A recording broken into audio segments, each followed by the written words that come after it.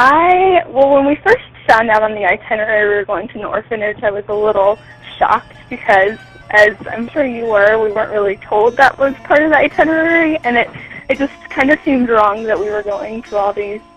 really fancy meals and nice hotels and then going to visit, these kids who live in poverty. And then when we got there, I was really happy we went because I haven't had much experience visiting orphanages, especially in Southeast Asia, and it completely changed my mindset on what I thought it would be like. The structure at Palm Tree was really great, and then I felt the kids were learning a lot of different skills that they would need later on to get jobs. I thought it was really neat the way they had a focus where they took children who came from parents that had HIV and AIDS, and their whole goal was to prepare them for education to be able to go to college later on. And I feel like in other orphanage systems around the world, that's maybe not the focus. The focus is more just to give them temporary housing until they're kind of out of the government's care. But I really liked how Palm Tree emphasized education and preparing them for the real world so they would have skills to be able to go to college.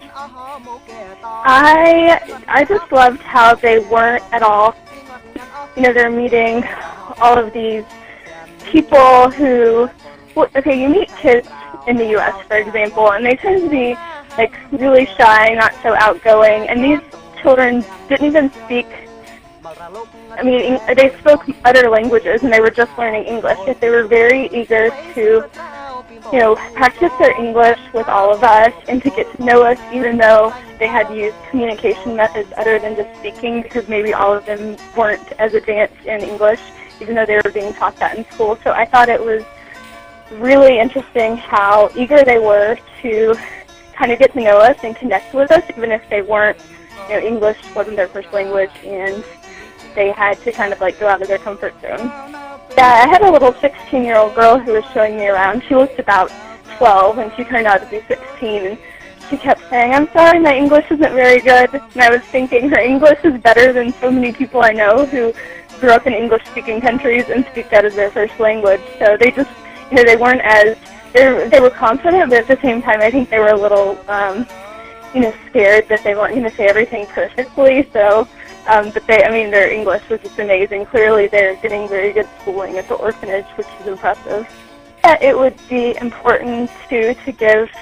anyone that didn't know a background about what happened with the Khmer Rouge and the war in the 70s, because I feel like that's not something we're taught in our American education system. So I kind of feel like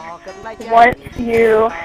give the background on what all these people have gone through, granted these kids didn't go through that, but their parents were, they probably lost a lot of family members who went through the war and were victims of the Khmer Rouge. So I think it's important to kind of educate people about what the country's been through and why they should help build up the education system, because I bet a lot of that was lost because the whole point was to, eliminate anyone who was smart or had an education or worked in that kind of field.